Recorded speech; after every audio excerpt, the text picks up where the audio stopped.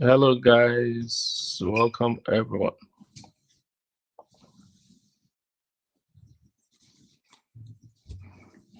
Oh, light so much. Let's do like this. Oh no, like this. Hello, everybody. Welcome. Today, it's an interesting day. We'll be talking about what nice guys don't know about sex. Interestingly. And we have a very special guest with us today.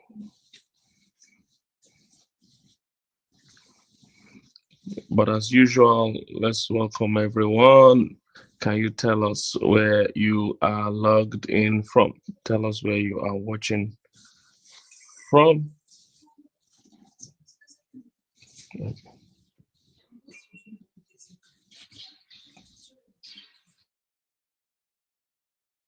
Just write in the comment section. Let me see where you're logged in from.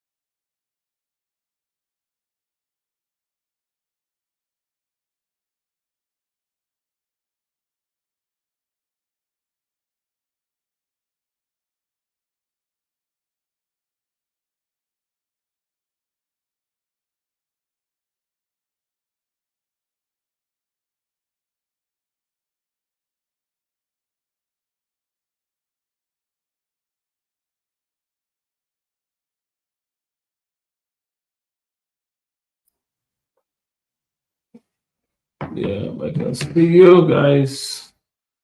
Thank you. Abata, Abuja, Maryland, Holon, Israel. I've never been there. Never heard of that. Maryland, USA, FCC Abuja, Las Gidi, watching from Calabar. Before we start, please text somebody, remind someone to join today so that they won't miss it.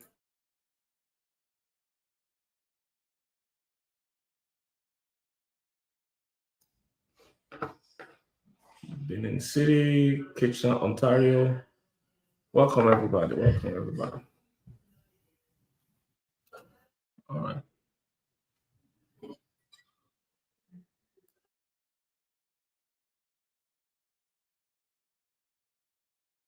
All right. So we're going to jump right into it. Today, we have uh, someone that's going to speak to us about sex. What nice guys don't know about sex. Uh, it comes highly recommended. It comes highly, highly recommended. All right. So, ladies and gentlemen, can we all welcome Greg Oliver? Hello, Hi, Greg. Kingsley. It's good to see you today. Thank you Good. for inviting me today. Thank you. Thank Ex- you. Excited to be speaking to men from all over the world. This is cool. Where are you joining from? Well, I saw that there was someone in Birmingham, UK. I'm in Birmingham, Alabama. So Yeah. there are a lot of places around here that are named after places in the US. Just down the road from where I live is a place called Leeds. Just No down in way. the UK. Yeah, yeah.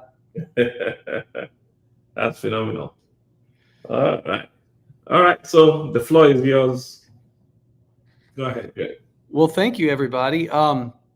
So I'm set up to share my screen. I've got some slides because I've always found that using slides in a presentation really keeps me on track and keeps me from rambling too much.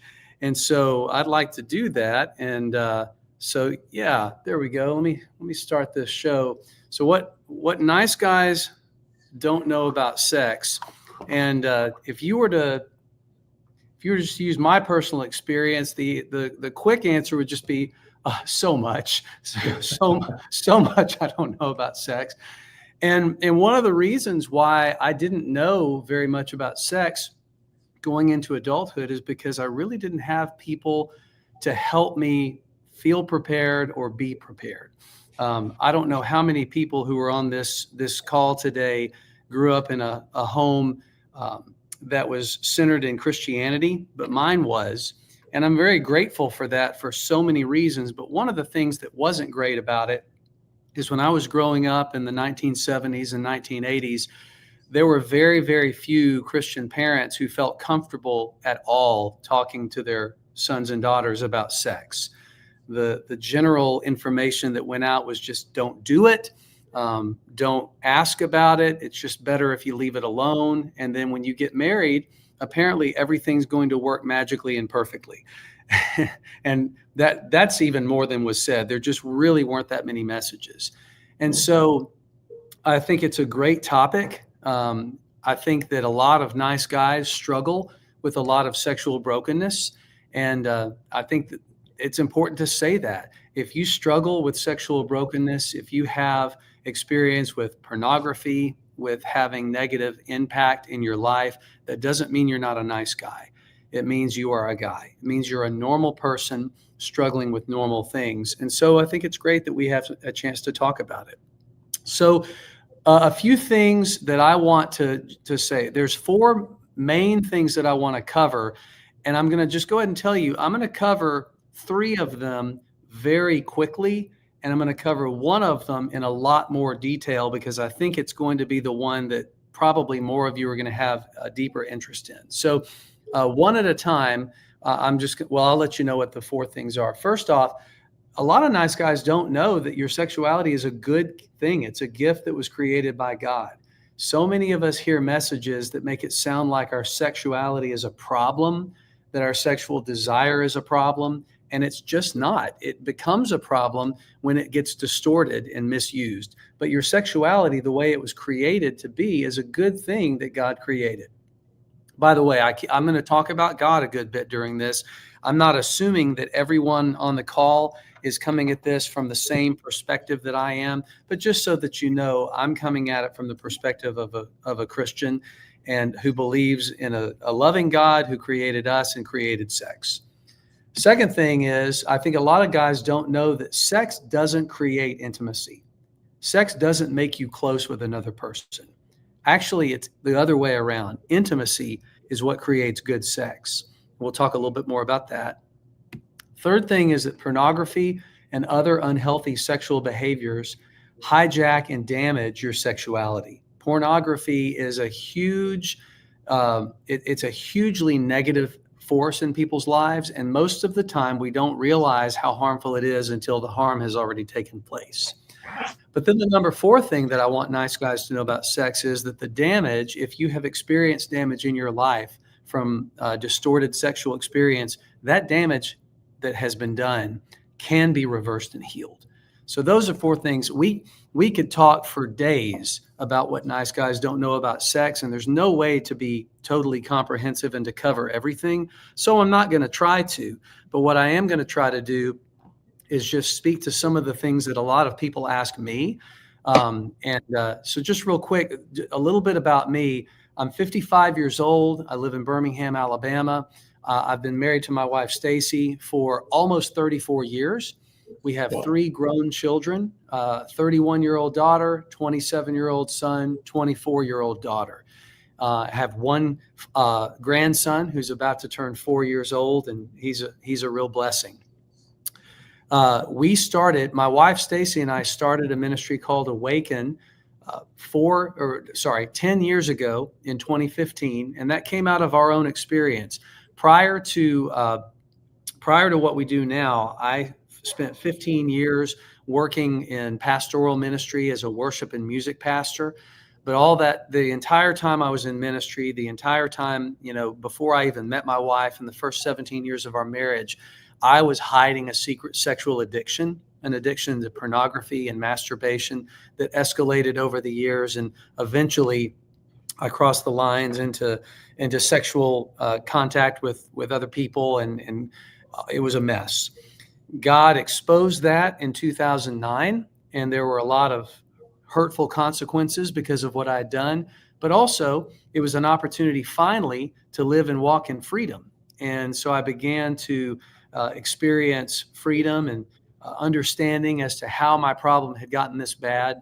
And eventually that turned into a way to help others, which is what Awaken is. I'll tell you a little bit more about Awaken at the end. So let's go back and talk about this first thing that nice guys don't know about sex. Your sexuality is a good thing created by God. Now, I can't see comments right now because I've got the presentation up on my screen, but just imagine, maybe just answer quietly to yourself and think about whether or not in your experience you grew up with caregivers, whether that was parents, pastors, teachers, mentors, people that were important in your life. How many of us actually had people who spent time talking to us about sex and sexuality? And then if they did, how many of us had people who spoke about it positively? And I would say probably a lot of people didn't have that. I know that I didn't have that. The messages around me were either people were silent about it, not telling anything, were very prohibitive, like, oh, it's bad, it's bad, it's bad, until all of a sudden one day it's good. But then there are also some people who were very permissive about it, who are just saying, hey, do whatever you want to do, it'll be fine. And none of those messages are helpful because none of them taught me as a young man how to steward my sexuality in a way that was going to be healthy for me, healthy for my future wife, and something that would bring glory to God. Now, I'm not going to unpack. Now, this is one of the short points. I'm not going to unpack all of the ways that we can know that your sexuality is a good thing. And the reason I'm not going to do that is because I can recommend one resource that could do a much, much better job of that than me. And I can see as I put it up on the screen that I have Sam's last name misspelled. It's actually with a J. Sam Jolman has written a wonderful book that's been out for about 1.5 years. It's called The Sex Talk You Never Got, Reclaiming the Heart of Masculine Sexuality. Sam has become a friend, and I've had him on my podcast. He has written a very important book that talks to men about how our sexuality is something that is to be blessed and not cursed. And it's also something that's to be stewarded well and wisely. So I would recommend that you all pick up a copy of The Sex Talk You Never Got, because that can just individually give you a lot of opportunities to digest this message that your sexuality is good.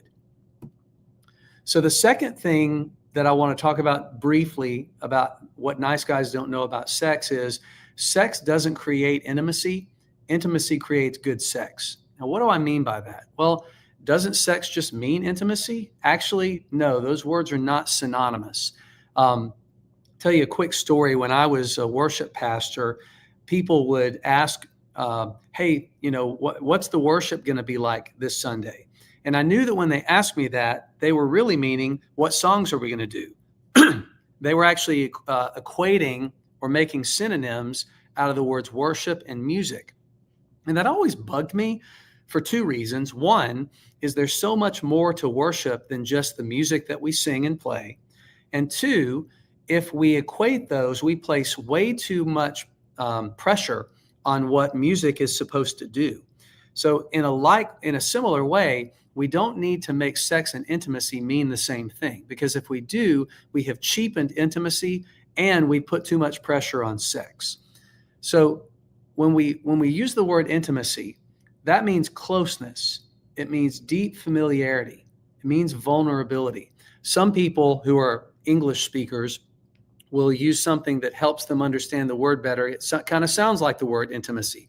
It says intimacy. So if you imagine just exposing your emotions, exposing your heart, letting another person know what you're thinking, feeling, fearing, the things that make you joyful, the things that make you sad. Thinking about doing that is very vulnerable, because people could do a good job with that information, or they could do a bad job with that information. And so intimacy involves people with whom we feel safe enough to let that part of ourselves be seen. And obviously, when we talk about closeness, familiarity, vulnerability, that is something that's present in sex. Sex is one type of intimacy, but there are many other types as well. And I want to show you what I mean by that. So if you look at this triangle and kind of think of it like a funnel. So the top of a funnel is the widest part of that funnel. And as you get closer to the bottom, it gets more and more and more narrow. There are multiple ways that we can experience intimacy with a variety of types of people in our lives. And so, for example, there's one type of intimacy called aesthetic intimacy. And this is anybody that I enjoy and share enjoyment in the same types of beauty. So if I have a friend who likes the same kind of music that I do, we share aesthetic intimacy, and we could get together and we could listen to this band play music and just really feel connected. But I'm not having sex with that person because I have a different type of intimacy. It's definitely closer with him or her than other people, but it's not something that's sexual. But then we also have recreational intimacy. We enjoy and share doing the same types of activities. And so these might be some of my friends that are a little bit closer. I spend more time with them because we like doing the same things. And as we go down the line, intellectual intimacy. These are people with whom I share the same hopes, the same beliefs, the same goals. And as I go down, this is a smaller and smaller group of people, because I can have recreational intimacy with somebody that I don't have intellectual intimacy with, because I could go play pickleball or basketball with somebody and enjoy that, but we don't see eye to eye on a lot of things. And so we're not going to continue to have all those types of intimacy. I hope that makes sense. As we continue, there's spiritual intimacy. This is somebody with whom I share beliefs and morals. And then there's emotional intimacy, where I share a deep sense of trust. And when you think about, as you're going down that funnel, you can see it's getting narrower and narrower, because we are not meant to have all types of intimacy with all people. I believe that the design from God was that we are to have sexual intimacy with only one person. And that is the person that we commit to a lifetime partnership with through marriage. And so I'm going to have some form of all these types of intimacy with my wife, but I'm going to have some forms of that intimacy with other people in my life, but not sexual. So I hope that makes sense. When we pursue it this way, when we realize that we can have intimacy with our male friends, we can have intimacy with our brothers and sisters, we can have intimacy of certain types with our parents, with our coworkers, with people we go to church with, then we're not placing all of the pressure for all of our intimacy on just that one partner. And that's really good for us, and it's good for that person. And when we pursue it this way, a lot of the sexual problems that men worry about, like, am I going to be able to perform? Am I going to be able to satisfy her? Things like that, they tend not to be as present, because whatever sexual connection we have is coming from a place of true intimacy.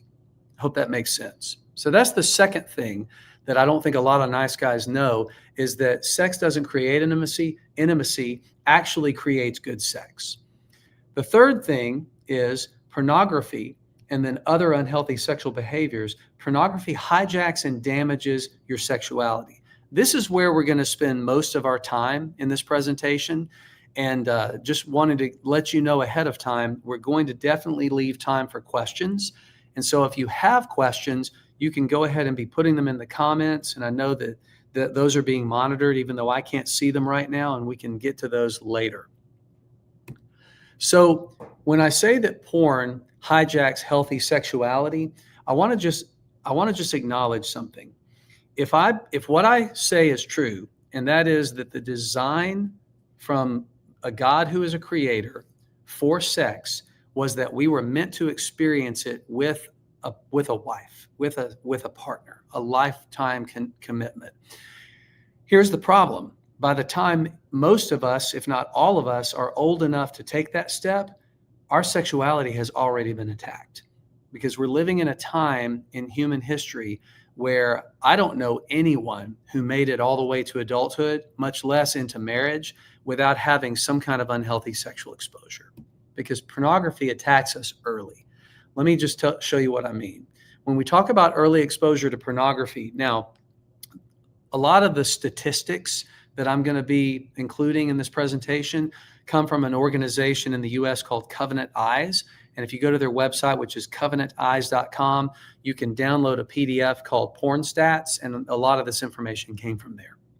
So 90% of teenagers have seen some type of hardcore porn. When I say hardcore, I mean unsimulated. It's not people acting like they're having sex, it's people actually having sex.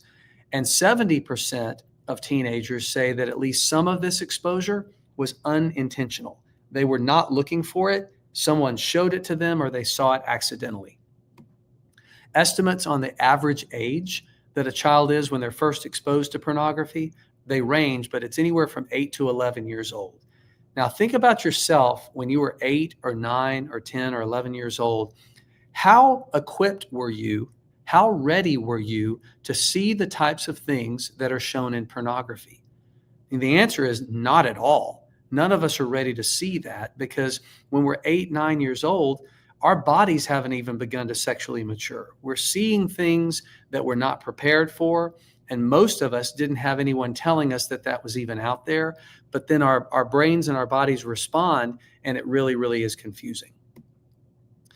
Now, when you take the fact that the average child is exposed to pornography that young, and I don't know how old or young people get married in different countries, but in the United States, the average age when people first get married is close to 30 years old. It's about 29 for men and about 27 for women. And actually, that statistic is about 10 years old. So it's probably even a little higher than that now. So that means that by the time people in the US get married, a lot of them have had a 15 to 20 year relationship with pornography. Think about how well you get to know someone when you hang out with them for 15 to 20 years. And think about the impact. If you've been getting all of your sex education from porn, and then you expect to have healthy sex with a wife, you can understand why that's going to cause some problems. Now, how many kids use porn? Well, so I'm going to show you a little graphic here, and it's got 100 icons for boys and 100 icons for girls. So if this represents 100% of boys and 100% of girls, I'm just going to ask you in your mind to guess what percentage of boys and girls have never seen any pornography by the time they turn 18. Now think about it, get your answer in your mind, and then I'll show you. Only 3% of boys and only about 17% of girls have never seen any porn by the time they hit 18. And so you put that together and you're about 90%. That means that this ratio, this proportion, have been exposed to porn. I mean, you look at that, that's almost everybody. So this is a universal problem that is worldwide. Now, when we talk about how much men use porn, again, I want to just let you know that this statistic that I'm about to put up on the screen is not current. This is at least 10 years old. And so the likelihood is that the actual numbers are a little bit higher. But there was a survey that was done that asked men of different age categories, do you use porn at least one time every month? And this is what we found out. Men age 18 to 30, 79% of those men use porn at least once a month, 8 out of 10. 2/3 of men, 31 to 49, looked at porn at least once a month. And basically half of men age 50 to 68 use pornography at least once a month. So that tells us that the vast majority of men are regular users of porn. Now, not all those men are addicted to it, but they use it at least once a month, and that would qualify as habitual regular use. But then they asked the same group of men this question: how many of you use porn several times a week? We would call that compulsive, habitual. We would call that sometimes addictive. And this is what we found. The numbers are lower, but they're still concerningly high. Among that 18 to 30-year-old group, it was over 60%, almost 40% of 31 to 49-year-olds, and about a quarter of 50 to 68-year-olds. That is a lot of men who are viewing a lot of pornography. I'll make the point another way. In the year 2015, on one single website, 4.3 billion hours of porn were watched on a single website. Now, there are estimates that say that probably anywhere from 5 to 8% of the entire internet is porn, but this is only one site. That translates worldwide, 8,000 hours of porn were being watched every minute of every day that year. It's massive, it's epidemic. The volume is such that someone could spend the rest of their life doing nothing but watching pornography 24 hours a day, and they wouldn't even get close to scratching the surface of everything that is out there. Clay Olson, the founder of an organization called Fight the New Drug, says this material is more aggressive, more harmful, more violent, more degrading and damaging than any other time in the history of the world. And this generation is that's growing up now is dealing with it to an intensity and scale that no other generation in the history of the world has ever had to. So there are physical, psychological, and societal impacts of exposure to pornography. And this is something that a lot of nice guys don't know, because a lot of us are exposed to porn without even looking for it. And it's our curiosity that initially keeps us going back. And by the time it has taken over, then we feel trapped, and now we realize it's harming us. So let's talk about the physical first. What's happening in my brain when I get sexually aroused and when I use porn? So this diagram right here is meant to show what happens during a normal sexual arousal cycle. And by that, I mean when someone starts to think about having sex, then they have a sexual experience, they have an orgasm, and then they come down after that orgasm, and it's the aftermath. So the line, as it goes from bottom to top, that is demonstrating the amount of sexual intensity. And then the first section is when sexual appetite or desire is being built. The second is when sex is happening. And then the third part is what we call satiation. That means satisfaction. That's after sex has taken place. And so when a man is beginning to think about having sex, then his brain, sorry, I had to cough there for a minute. His brain releases dopamine and norepinephrine. And many of us have heard of dopamine, maybe not as many norepinephrine. That's basically another way of saying adrenaline. When we start getting excited about sex, we begin to focus, our heart starts beating faster, we are more alert than we were before. Even if we have trouble with attention, we have a lot more attention when we're thinking about having sex. And that's good, because if I'm thinking about having sex with my wife, I don't want to be, thinking about my calendar or planning my grocery list and while we're having sex. I want to be able to be present with her. So those are chemicals, hormones that release from the brain during that portion. And then when a man has sex and reaches the point of orgasm, his brain releases oxytocin and vasopressin, which bond him to the person that he's having sex with and allow to have a beautiful experience of, like, this is the person that I want. This is the person that I desire to be with. And then after sex is over, our brains release prolactin and serotonin, which helps us feel calm, satisfied, and like things are really, really good. Now, when you think about this, when we have sex with a partner that we trust, who trusts us, with whom we have a committed relationship, this is a really beautiful thing. But think about what happens when the thing that gets our hearts beating is pornography. When the thing that we're bonding with is our phone or our iPad or our laptop. And then instead of coming down and being satisfied, we're depressed, because that's exactly what happens when we get addicted to pornography. Let me show you what I mean. So if this is what it's designed to look like, this is kind of what it would look like compared to someone who has an addiction to pornography. Because when we get addicted to porn, we are conditioning ourselves to expect an unnatural quantity of those hormones and chemicals to release from our brain over an unnaturally long period of time. Because I don't know if any of you have experienced this, but a lot of times when a person is binging on pornography, when they're staying up late and they're looking at porn, they can do that for hours and hours. Well, a normal sexual experience with a woman doesn't last for hours. We have sex, we need a break. We can come back to it. But porn conditions us to keep delaying our orgasm, because when it happens, instead of coming down nice and satisfied and peaceful, it feels more like a crash. It feels more like, ugh, I did it again.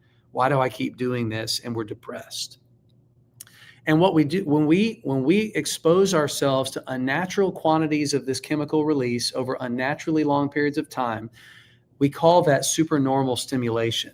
It just is basically saying it's too much. It's too much. And over time, the brain is no longer able to interpret healthy sex as normal or even arousing. Look at that little tiny white diagram way down there in the left corner. And if you're used to this, what we see in yellow, then white isn't even going to seem exciting at all. And so there's all kinds of activities that we can misuse, or that we can use, that are a misuse of our sexuality. And it includes pornography. It includes compulsive masturbation. It includes sex outside of committed relationships. And when we do this, what we are doing is we are conditioning our brains and our bodies to respond in unhealthy ways. And here's how that manifests. It manifests in people having less interest in relationships. I don't know about other parts of the world, but in the United States, kids are dating less than they used to. They're not interested in relationships because they're more just interested in porn or hooking up. It takes a lot longer for people to start dating, and people are getting married in lower quantities, and they're waiting longer. And that's not all because of porn, but it's definitely influenced by porn. Also, it can be associated with a difficulty in sexual arousal, abnormal or unhealthy sexual practices, such as behavior that mimics what we see in porn, as well as violence or aggression, because that's a lot of what we see in pornography. Now, people who are older, like me, grew up in a time where there was no internet. And if we were going to look at porn, we were likely going to be looking at magazines. And so we would see this magazine and it would be arousing, but it wasn't violent. I mean, you could probably get those, but it wasn't everywhere. And so whenever I would see a magazine, what it would do is, yes, it would arouse me, but it would make me want to take what I was seeing on this page of a magazine and actually grow up and get married so I could do that with a woman. But now we see young people learning about sex from porn, and porn does all types of unnatural behaviors that people would never even think about on their own if they didn't look at porn. And it has physiological effects on the body. One of them is repeated porn use causes something called hypofrontality, which is damage to the frontal lobe. If you've ever been driving a car and you put the brakes on and you hear kind of a grinding, what does that tell you? It tells you the brake pads are getting worn out. Well, a similar thing can happen to your frontal lobe if you keep exposing it to unnaturally high quantities of all these pleasure chemicals. Because when we are aroused, our prefrontal cortex has an immense flow of these chemicals in blood and it goes offline. And over time, it's kind of like wearing out the brake pads of our brain, and it compromises our ability to make good decisions. If you remember some of the stories that were in the news 10 years ago, 8 years ago, during the Me Too movement here in the US, there were celebrities who just did things that didn't make any sense. They would just be around women and they would open their pants and take their penis out because they thought, oh, surely she likes to see that because women in porn love to see that. Well, a rational person would not think that was a good thing to do, but some of these men had hypofrontality. It can also lead to premature or delayed ejaculation, and it can lead to porn-induced erectile dysfunction, PIED. I'm going to pause for a minute, and I don't know if any of you have noticed this, but over the past decade, I have noticed a huge increase of advertisements for ED medication. And these ED medications are not just being marketed towards middle-aged men whose bodies are getting to the point where their blood flow is compromised. They're being marketed towards younger men. Why is that? Because younger men shouldn't need any help with their erections.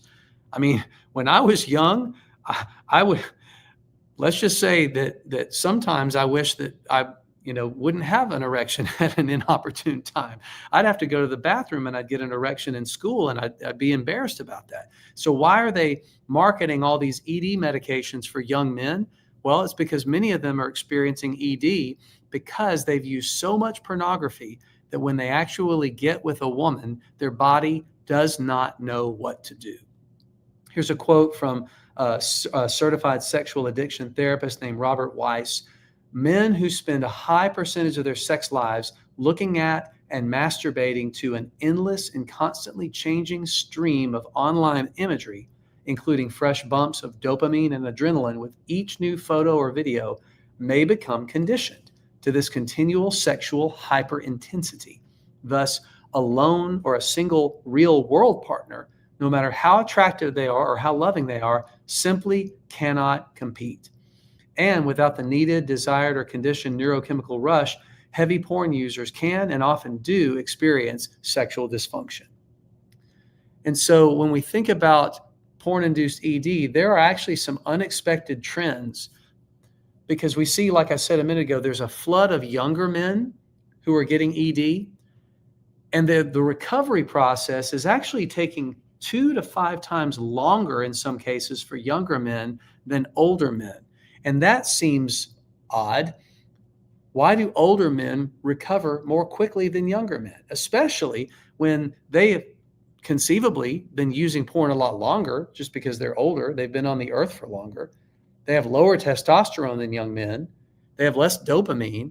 They have older blood vessels. Basically, they have older everything. So you would think that it would take older men longer to recover from ED than younger men. So why is that not the case? Well, here's a theory.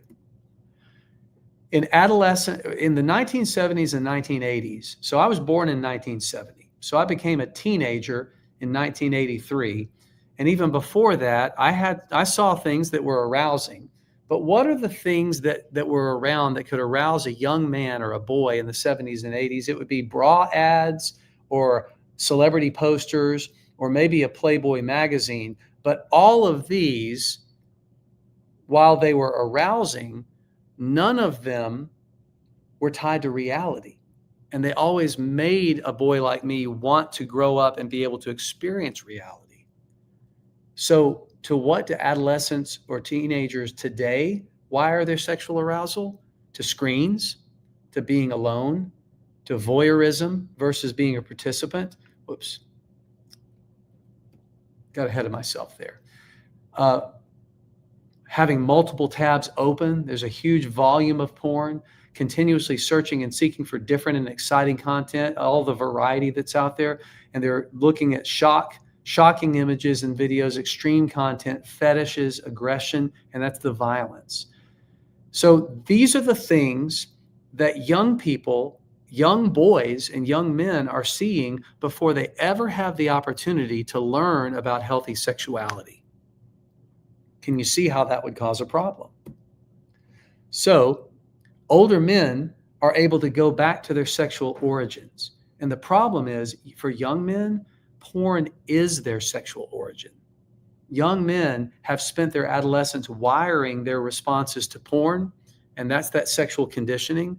And so porn-induced erectile dysfunction in young men is strong evidence that pornography can powerfully condition a person's sexuality.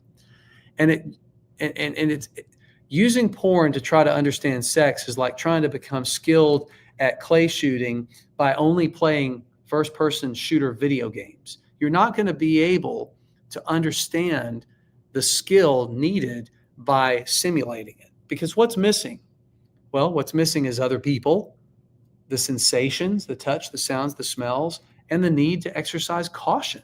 And so if we want to learn how to be a responsible, healthy sexual creature, and we're trying to learn that in our room by ourselves, looking at a screen where nothing is real and there aren't any immediate understood consequences, we're not going to learn how to be responsible, and it's going to affect our body in very negative ways.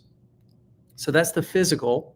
There are also psychological effects of pornography, including depression, anxiety, isolation, withdrawing from connected activities, and even some experience of higher suicide rates among people who become addicted really to anything but including porn.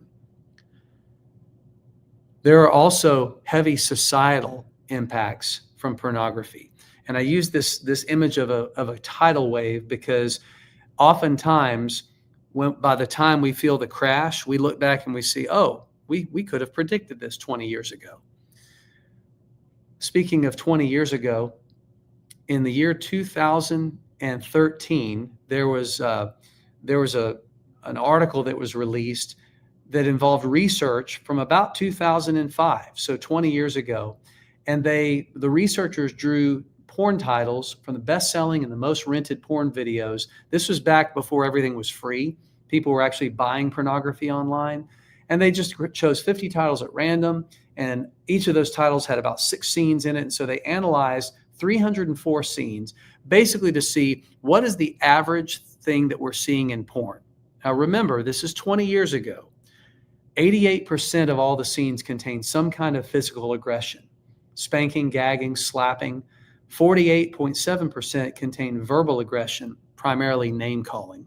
And only 10% of scenes did not contain any aggressive act. So what this is teaching the viewer, who oftentimes is an 8 or 9 year old boy, is 9 out of 10 times, sex is going to involve hurting someone.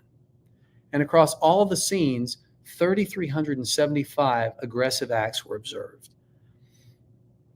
On average, 11 acts of aggression in every scene. And 95% of the recipients of that aggression were shown in porn to either enjoy it or be neutral about it. So it shows violence, and then it shows that the people who are being violated are fine with it or even enjoy it. Also, it shows huge inequity between men and women because 70% of the perpetrators of the violence were men and almost 95% of the targets were women. So porn teaches a clear message that sex is men aggressing against women. So is it any surprise that we see sexual aggression showing up in culture? There was a study that was conducted by Harvard University that showed that 87% of women aged 18 to 25 have experienced some form of sexual harassment. Now, 76% have never had parents who talk to them about how to avoid sexually harassing other people. 61% of young people have never been talked with by their parents about how to make sure that their sexual partner is willing, so they haven't been taught about consent. And 57% of young people have parents who did not ever talk to them and tell them that it's not okay to have sex with someone who is too impaired to give consent. In other words, if you are out with a girl and she's drunk and she passes out, it's not okay to have sex with her. 57% of young people never had their parents tell them that. And so some of what we see as far as impact is sexual assault by young people is on the rise, because if they're starting to look at violent porn when they're 8 years old, then by the time they're 12 or 13 years old, they've been heavy users for 4 or 5 years. Yes, of course it's going to have an impact. These next stats are from the UK. And so those of you who are on this webinar from the UK, this is happening right where you live. In the year 2011, there were 69 children convicted of rape in the United Kingdom. Just 4 years later, there were 120 children convicted of rape. It went up by 74% in just 4 years. In February of 2017, there was an 11-year-old boy who admitted to 7 counts of rape and assault on other boys, all of whom were under 13. And the magistrates in that case said it was very clear that online porn had sparked the attacks. There's an organization in the UK called the National Society for the Prevention of Cruelty to Children. They did a survey of UK children ages 11 to 16, and they found that 39% of 13 and 14-year-olds said they would like to copy behavior that they've seen when they were watching porn, and 21% of 11 and 12-year-olds. So 20 and 40% by the time, and they're not even 15 years old yet, and they've seen enough porn to think this is what sex is and I want to do it. 75% of the children in this survey clearly expressed that porn does not help me understand sexual consent. And 53% of the boys believe that porn accurately and realistically portrays sex. What a tragedy that more than half of young men go into adolescence thinking that if we want to know what sex is, we can learn it from porn. It has relational impact. Porn consumption is associated with increased marital distress, risk of divorce. It's associated with decreased marital intimacy and sexual satisfaction, cheating, increased appetite for graphic porn and abusive practices, the devaluing of monogamy, marriage, and child rearing, and an increasing number of people with compulsive sexual behavior. The American Academy of Matrimonial Lawyers, basically these are divorce lawyers, over 20 years ago were studying what caused people to decide to get a divorce, and over 60% said it was one or the other meeting a new lover over the internet. Over half involved one party having an obsessive interest in porn.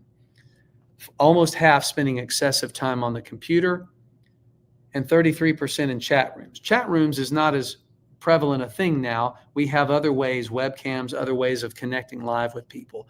But all this tells us is this is going to be devastating and detrimental and destructive to marriage. So, are we depressed yet? There's some good news coming. First, your sexuality is a good thing created by God. Sex doesn't create intimacy. Intimacy creates good sex. And we've seen how porn hijacks and damages our sexuality. But for people who have experienced some of this impact, I want you to know that the damage done can be reversed. It can be healed. So what does that look like? Well, there is a beautiful concept called neuroplasticity. So this is a compound word. The first half of it, neuro, means brain. Plasticity means plastic or pliable. And what that means is the brain, the way that I believe God created the brain is to be able to restructure itself, to heal itself after training or practice. Meaning, the more practice you accumulate with any particular activity, the more ingrained or grooved the neural pathways become. Think about when you first drove a car, how awkward it felt. You maybe had one foot on the gas and one foot on the brake, and you were, jerking around and slamming on the brake, and it wasn't smooth at all. But the more you practiced it, your brain and your body, your hand-eye coordination, it caught up. And the brain is used to restructuring itself to become accustomed to a behavior that you do over and over again. So that's bad when we're using that practice to reinforce pornography or compulsive behavior. But when those pathways aren't utilized anymore, and when we are looking to do something different, that space is used by other pathways that need room to grow. You might say, use it or lose it. So in other words, if we've been looking at porn for a long time, but then we begin to practice healthy things in life, our brain is going to heal. Now, if the problem has become addictive, it's going to require more than willpower. Professional help is necessary. Recovery from sexual or porn addiction is a difficult process. It's a lengthy process, but it is a rewarding process. And for people who are parents, and maybe you understand this, and maybe you have kids and you're thinking, oh my gosh, how's this going to affect my kids? Support from parents, or refusal to freak out, really goes a long way towards establishing and maintaining open communication. So what can I do to turn this around? Well, first, ask for help. That may seem obvious, but it's not an easy thing to do, because guess what happens when we ask for help? Somebody else has to know that we have a problem. And I say hear from God, from friends, from professionals. And if you're like me, you probably ask God for help a lot, but nobody else knew. And I believe that one of the ways that God answers those prayers for help is through other people. And I think that I could not relationally heal unless there was somebody else who knew about my struggle. So asking for help, pursuing sobriety in life. And so when I say sobriety, I'm mostly talking about abstaining from those unhealthy practices, like compulsively masturbating to pornography or jumping from sex partner to sex partner. And when I get sober, I don't just pursue sobriety so that I can stand back and admire how sober I am. I pursue sobriety so that I can understand and heal from unhealed and unprocessed events in my life that may have led to unhealthy sexual habits. What I mean by that is people who become addicted to porn and sex, a lot of the time, it's because we have had difficult, painful, traumatic events in our lives, and we didn't know how to deal with them. And so we just turned to something that would help us escape. We turned to something that would help us not think about it anymore. For some people, we turn to drinking. For some people, turn to taking drugs. Some people turn to pornography because when I use porn, when I masturbate, when I have sex, then it helps me to forget about those painful things in my life for a while. But when I don't want to be controlled by sexual acting out anymore, and I want to be sober, then what that sobriety allows me to do is to understand why I wasn't sober in the first place. And it allows me to truly get healing because now I've asked for help. And another thing that we can do to turn it around is take advantage of some helpful resources. So I can tell you that there are so many helpful resources out there. I'm not going to take the time, because our time is getting a little short, to try to be comprehensive or exhaustive on what they are. But I will tell you that Awaken is a resource that you can look at. Even though we're in America, we're in Alabama, we have ways that people can connect and get help in a number of ways. So if you were to go to our website at awakenrecovery.com and look at the resources tab up at the top, that's going to show you some books, some podcasts, ways that you can connect with some places to look for counseling and therapy. There's just a lot of different things that you can look into, and it can give you some ideas. I would especially say that if you look at the recommended podcasts and you look at all that's out there, you can find out a great deal about other good resources that are there. Another thing that we offer through Awaken is a podcast called What We Really Want, Conversations About Connection, because I believe that when we go to pornography, when we misuse our sexuality, and when we keep going back to it over and over again, even though it's not giving us what we really want it to, it's because we are looking to get a good need met in an unhealthy way. And so if we want to stop looking at porn, one of the ways that we can do that is by figuring out, what is it that I really want? And I believe that the answer is always some form of healthy connection. Well, a lot of us don't even know how to find healthy connection. And so our podcast is a series of interviews with people who talk about ways that we can connect in healthy ways with God, with other people, and with ourselves. So those are a couple resources you can start with. Our website, awakenrecovery.com. You can link to the podcast from there, or you can go directly to the podcast show or a page on whatwereallywant.show. So I'm going to stop sharing my screen, and we're going to have some time for questions. questions. So let me bring my cursor over here. Okay, so we're back. Thank you, Greg. Thank you, Greg. You were able to pack up a lot of stuff in the short time. Well, thank you for listening. I know there's so many more things that we could talk about, but I'm hoping and trusting that maybe some of those will come up as specific questions. Yes. All right, people. Tony, I don't know whether you want to come take the questions or you read them or you highlight them so that Greg can see them. And then we'll take it from... Put my reading glasses on. Yes. So whoever is in charge today, just highlight the questions. So please ask your questions, guys. If you have questions, ask your questions. And before we start taking the questions, please don't forget that we are starting the inner circle by the end of this month. So it's just like 2 weeks away. And we are giving discounts for this whole week that we're having these live events. So if you're a man in the house, the inner circle is something you should join. What we're doing in the inner circle, we're covering all the areas. These are the speakers. These are some of the speakers. These are not all the speakers. We couldn't put everybody on the poster. But we're going to mentor and coach you for 1 whole year. Trust me, it's going to revolutionize your life. It's going to change your life. 1 whole year with experts in different fields. We're going to interact closely. We're going to talk. We're going to plan. We're going to do assignments, do stuff. So it's something every man should join. If you're a woman here, you're married, get your husband to join or your fiancé to join or your brother to join. It'll bless you. It covers the 10 major areas of a man's life. We've set that before. Your faith, your finance, freedom, like the things Greg is talking about. Fatherhood, family, fitness, everything. 10 major areas of a guy's life. So please, there's a discount for this whole week that we're running these live events. They'll post the link and the discount codes and everything you need. We'll take it from there. If you have questions, please ask your questions. Greg can answer them. So, Greg, there's somebody that asked me something privately. Maybe you start with that while we're waiting for other questions to come. Okay. So, he's a young man, I believe, in his middle 30s.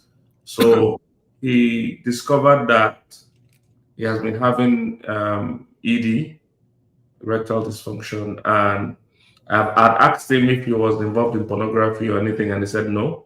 So he says if he begins to make love to his wife, he's able to get erect when he starts, but somewhere in the middle, he loses the erection. And he has tried all the Chinese herbs and different things, but not his working. So I don't know if you have anything to say to it. Well, I'm not an expert and I'm not a medical professional, but I can share different things that I have heard as I've done a little bit of research on this and just heard from other people. Sometimes ED issues are physiological. It's a blood flow issue. Sometimes they're impacted by pornography. Sometimes they are affected by insecurity, emotional struggles. And I'm not saying that this person that you were talking with doesn't have a good relationship with his wife. It could be a great relationship, but sometimes there can be anxiety, there can be insecurity in the relationship, there can be distraction, there can be emotional things going on that are not necessarily physiological. And so one question that I would have, something I would be curious about if I was speaking to this gentleman, would just be, how do you feel like things are but in the relationship you have with your wife? Do you feel like you are able to be yourself around her? Do you think she feels like she's able to be herself around you? Do you have honesty and trust and safety in all parts of your relationship? Because I know that when that is missing, then we can go into a time of lovemaking and we can be very distracted. And so what is meant to be something that comes out of safety, and that you remember those other types of intimacy that we're meant to be building in the relationship, if that's not happening, then it could negatively affect when we're trying to be sexual together. That's just something, I'm not saying that's what it is, but I'm saying that's something I would be curious about. And I know that you mentioned has tried like using some herbal remedies.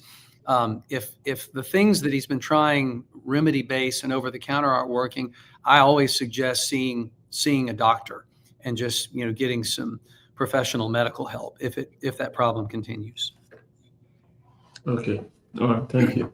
Does anybody have any other questions? it can be related to anything that has to do with sex. Greg will speak a bit into it. Anyone?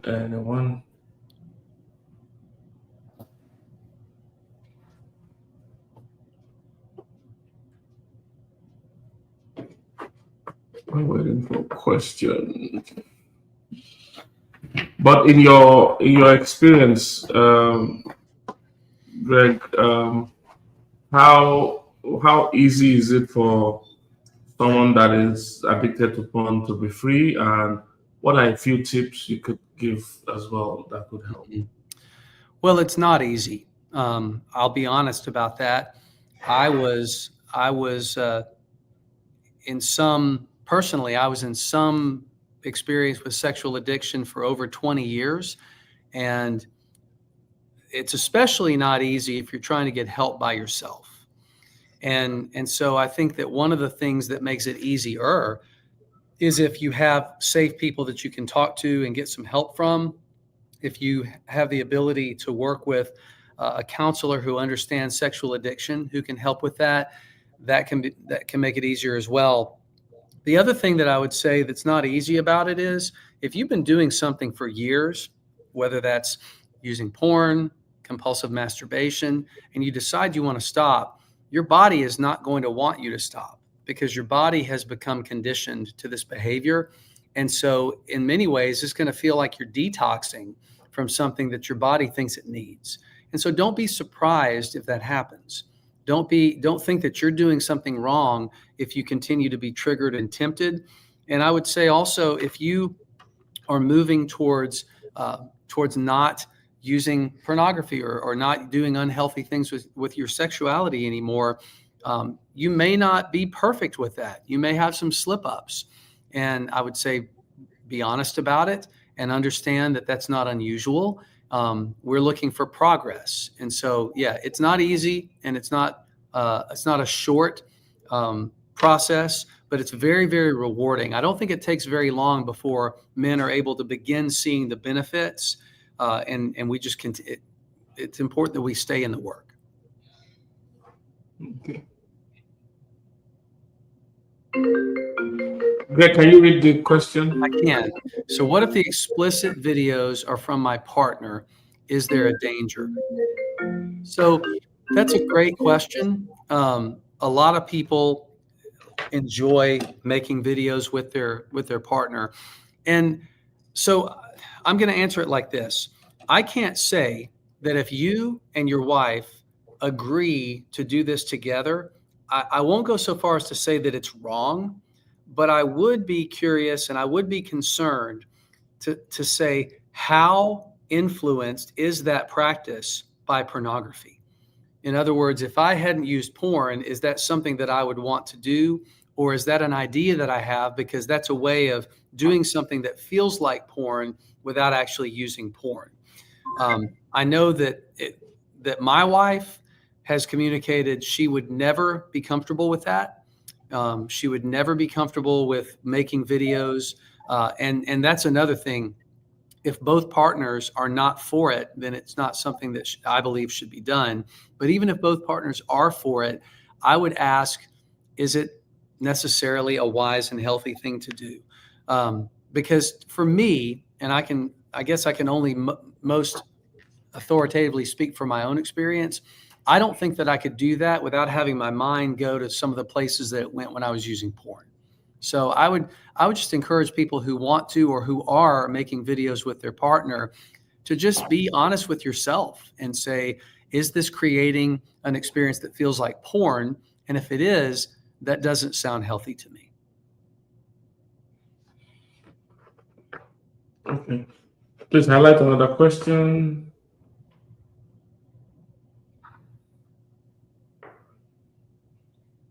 How frequently should I have sex? And is it possible to love your wife but not enjoy sex with her? What is the solution? Two big questions. So let me answer the second part first, because I think I've talked to a lot of people who very much love their wives and were having a lot of trouble being sexually attracted to their wives. And in many cases, that went back to an experience with their minds had become so conditioned to what they saw in pornography. And remember, we talked about the chemicals. When you're bonding through having an orgasm while you're watching porn, you're bonding with that experience instead of with your partner, and your brain is eventually going to prefer what you're seeing in porn over her. But that's the beautiful thing about neuroplasticity. If we stop using pornography, and if we stop using fantasy, if we stop objectifying other women, and we focus our sexual attention on our partners, I believe that attraction and arousal can change. Now, there's another element to this too, because we bring our own sexual history and our own sexual struggles into a marriage, but so does our partner. Because just like we probably weren't taught well, probably neither was she. And she may have had some experiences with sex. She may, and that could range anything from nobody ever told me anything to I was sexually assaulted. And so she could be bringing her own pain into it, which could be affecting the way that she comes to the sexual experience with you. And so you can't do anything to control what your wife does. But what you can do is, if you are aware of some of the struggles that she has, you can be compassionate towards her. You can be patient. Make sure that when we're showing up for sex, that we're not looking for it to only be about my pleasure, but let's let it be about her pleasure as well. Because if I'm showing up for sex with my wife and the only thing I care about is my orgasm, then basically I'm just using her vagina to masturbate instead of my hand. It's not a relational experience. And so I think that if we recognize, if it's been a case in our life where I have been getting my sexual gratification elsewhere, if I move towards a place of healing and integrity and am only going to be reserving sex with my wife, I believe that the arousal and the attraction can catch up with that. So that was the second part of the question. The first part is, how frequently should I have sex? My quickest answer to that is, however frequently you and your wife agree works for the two of you. And it's not going to be the same for everybody. Typically, men tend to want to have sex a little bit more often than women, but that's not always the case. There are some couples I know where the wife actually has a higher appetite for sex than the husband does. That's a little bit rarer, but when you think about, like, if a husband says, I'd like to have it every day, and the wife says, I'd like to have it once a week, then what we do is, in a trusting, loving relationship, we come together and we talk about it. And we say, okay, I'm not going to insist upon sex every day.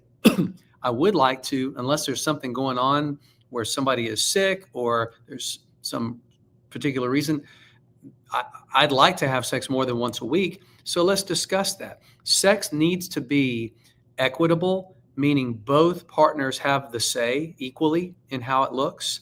It doesn't need to be one person always getting their way and the other person just giving that person their way. It needs to be equitable, and it needs to be always done by consent. I also would say, excuse me, that sex should never involve introducing any other people, whether that's a live person bringing someone into the marriage bed or bringing pornography. Couples ask about, well, what if we watch porn together? That's bringing something else into your marriage bed, and that's not, I believe, the design, and it's going to do detrimental things. So how frequently should I have sex? I can't answer that for anybody except to say, if you have a good, healthy relationship and communication with your partner, it's whatever the two of you decide works for the two of you.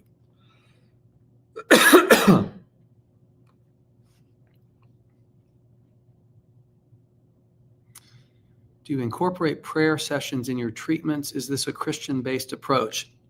So I think that's a great question. Depending on what treatment a person is pursuing to help with their sexual brokenness, some of them are going to be faith-based. Some of them are going to be biblically based. And so some people go to see a coach or a counselor who is a Christian or a biblical counselor, and they will make prayer a part of that. But I think everybody that I know who's a Christian, who's wanting to recover from broken sexual experiences, would want to pray and ask God for his help. So yes, whether it's something that's done formally or something that's done individually, I think that it absolutely, this is a problem that gets bigger than me. It gets bigger than my ability and my power to defeat it on my own. And so if I am a Christian, I believe that there is a power in God that is greater than my power. The Bible says, greater is he that is in me than he that is in the world. And so if I have a spiritual enemy who wants me to stay stuck in sexual sin and brokenness and porn, then I have a God who wants better things for me, and I would definitely want to engage with him. Now, if you wanted to formalize prayer as a part of your healing, there are some resources that could describe what that could look like. Many of you have probably heard of John Eldredge. He's an author and a counselor, and he's written books like Wild at Heart. And he has a newer book called Experience Jesus Really. And in that, he talks about healing prayer. And so you may have some interest in checking that out. John was a guest on our podcast a while back, and we talked about that book. So yeah, Experience Jesus Really by John Eldredge would be a good place to investigate a little bit more about using prayer in your recovery. How can someone overcome sexual anxiety related to excessive porn use and masturbation? Wow, what a great question. One second. Get a sip of water.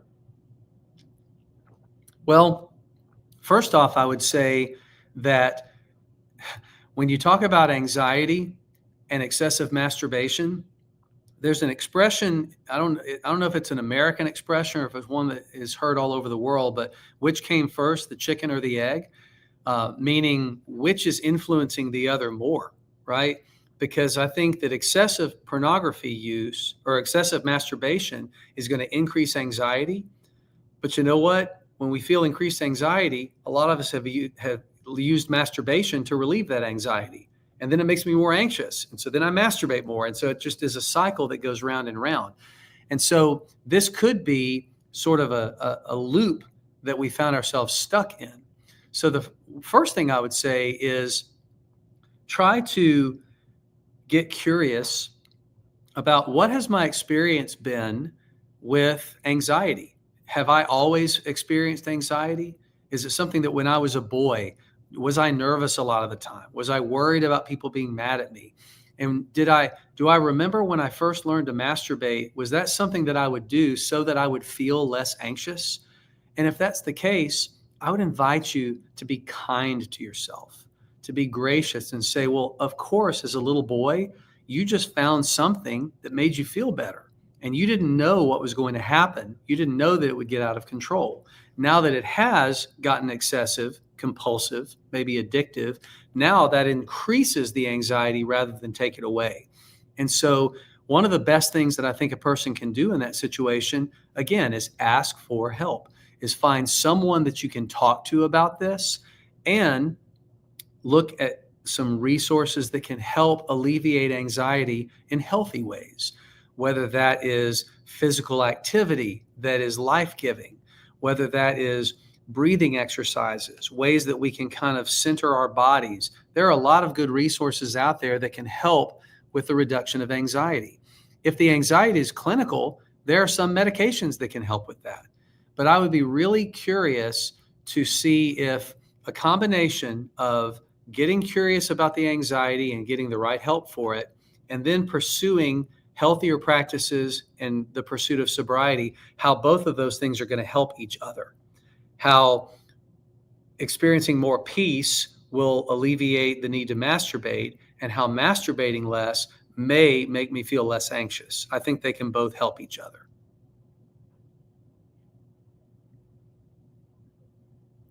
What strategies do we take to wean off porn? Well, the first strategy that I would suggest is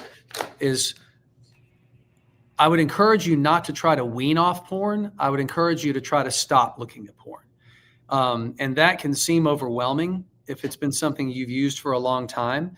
But there are things that you can do to help with that. Number one is there are some tools, resources that you can use to on whatever devices you use to look at porn to make it harder. I would encourage you to think about when are the times, what are the places, what are the situations that are most frequently present when you're using porn. For example, somebody who has a stressful job, they come home at the end of the day and they're stressed out. They take their phone into the bathroom and they look at porn and they get in the shower and they masturbate. Okay, so that's some awareness there. I know I'm going to be coming home stressed out. So instead of going straight to the bathroom with my phone, what would be a healthy way for me to release some of this stress? And so it might be going for a run, or it might be if I got, if I've got a little punching bag in my garage that I can go take out some energy. It might be calling a friend. Those are some of the strategies that we can say, all right, instead of going into the cycle that I normally am functioning in, I'm going to do this instead.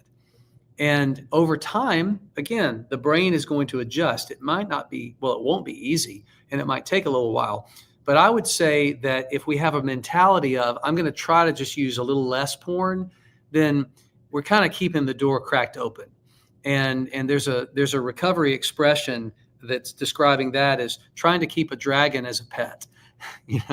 If we try to tame a dragon, it might behave for a little while, but eventually it's going to burn your couch, right? It's going to torch your whole place. And so we don't want to keep it as a pet. We really want to get it out of the house. And so I don't want to wean off of porn. I want to eliminate porn. And then again, like I said earlier, you may have some slip ups. Okay, forgive yourself, seek forgiveness from God and from the people, if you're married, from your wife who's hurt by that, and then just get back on the path. But some of the strategies are make it harder to use porn, and then get curious about the times, the places, and the reasons why I use porn, and see what I can do about those things that is healthier than what I've been doing. That's a good place to start, I think.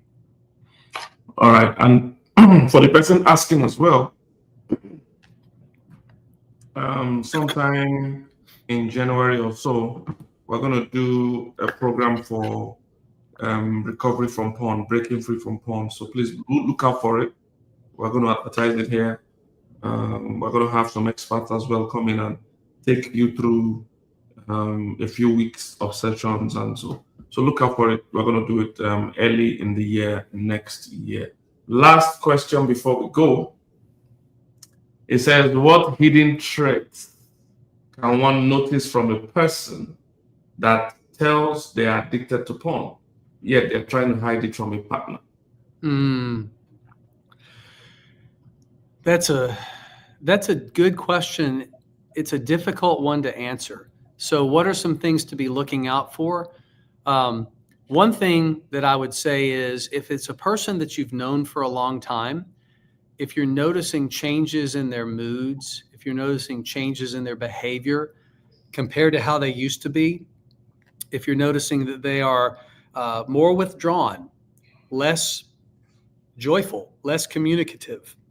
Because one of the things that repeated porn use often does is it makes us kind of crave being alone. And so when we get around other people, we can be irritable.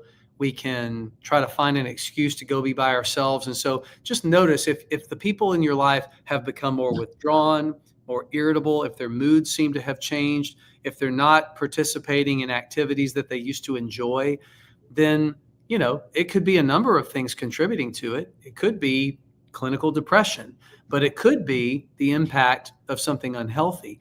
And I think that if you have a good, safe, healthy friendship with this person, you could just ask. You could say, hey, I don't want to offend you. I don't want to make any assumptions, but I want to tell you what I've noticed. I've noticed this and this and this, and I'm concerned about you. I care about you. And I'm wondering if there's anything that you're struggling with that maybe I could help you with. And one thing I would say is, asking somebody if they're using pornography can be a hard question to ask. And so I usually try to give them 3 options and put porn in the middle. So what I'll say is, are you struggling with something? Like, are you having issues at work, or looking at porn, or maybe some things are not great at home or whatever? And I say it could be this, it could be this, it could be this, because then, like, oh, well, they're not assuming I'm looking at porn. but I have said it. So they heard me say it. So that if that's what it is, at least they know that that's on my mind enough, and maybe they feel safer to say it to me. It's a little bit, maybe a little bit silly, but I always try to give multiple options, and I always put that one in the middle, because people are going to find a way to come up in their minds like, well, the first one's the worst or the last one's the worst, but the one in the middle, that's just one of them, you know.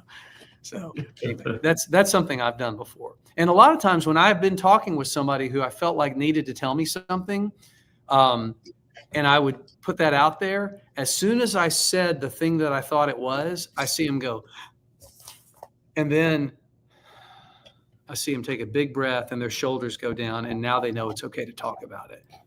But, you know, people will talk about it when they're ready to. So don't think you did something wrong if you make that offer and they don't take you up on it the first time. Thank you, Greg. Thank you. This was so helpful. Thank you. Maybe we'll take that last one, and that'll be the last one. I'll tell you, that's. Let's take one more. How Yes. can we teach our young kids about it? Let me see. Okay, so I'm gonna give you two websites to go to.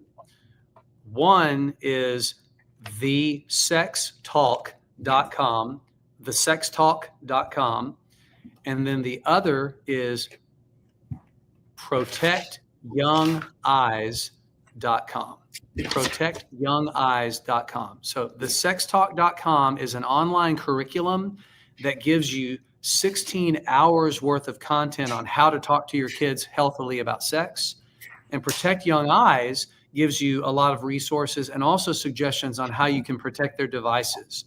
So those are two places I would go, and those are going to be very, very helpful. Thesextalk.com, protectyoungeyes.com. Wow. Thank you. And talk to them about it early, and talk to them about it often. Hope you guys took note of those two websites. I don't know if the team can still write it out so that people can get to see it. But thank you, Greg. Thank you so much. You're very welcome. Thank you so much for having me on. It was a pleasure. We'll definitely bring you back for another session. Thank you. God bless. Thank you. All right, everybody, can wish some gratitude to Mr. Greg Oliver for the great session. You can write in the comment section and just tell him how much you were blessed. Thank you, Greg. All right, guys. So don't forget, if you're a man, if you have not joined Inner Circle, join immediately. Tell your friends about it. Every guy you know. If you are a woman, you can register for your friends, or your fiancé, your husband, get them to come. It's the biggest and best male coaching program available. There's none that is this extensive and that will last a whole year. And these are just some of the quality of people, you know, that you're going to be in the room with. Trust me, you cannot remain the same. You cannot remain the same if you share a time with these people. So I want to encourage you, take advantage of it. Don't say you'll do next year. We don't know if there's going to be another next year. We don't know about that. It's a whole year thing. So it's not like I'm going to do it again all over next year. I don't think so. So please just join. Let's do it this time. Covers everything: your faith, your finance, your family life, fatherhood, fitness, everything you want to think about. All right. So tomorrow we're having Ezekiel, Mr. Ezekiel Solasi. He's a business consultant. He's going to talk about business. You don't want to miss tomorrow. If you're a business person, if you're not a business person, you better start thinking about business. He's going to join us tomorrow as well. It's always a great time with him. He's one of the consultants that helps with our own organization as well. Incredibly productive and effective. So you want to join tomorrow, tell somebody. Same time. Please, those in the UK, please, your own is 10, it happens 10 p.m. your time. Even though we wrote 11 p.m. here, we thought it was the same thing. Sorry, the change of time in different countries have just affected the flyer. So it's 10 p.m. in the UK, 11 p.m. West African time, and 4 p.m. CST as well. So God bless you, everybody. See you later. Tell people. All right. God bless. Remember, take advantage of a discount this period. There's a discount for this week that we're doing this event for Inner Circle. They posted the link, the discount code, the number to reach if you need any assistance. Let's take advantage of it. Yes, that's it here, highlighted or pinned. So let's take advantage of it. That's the website. That's the WhatsApp. If you need somebody to call you, to talk to you, reach out to this number. That's the discount code. You have 20% off this week that we're doing something. All right. God bless you guys. See you tomorrow.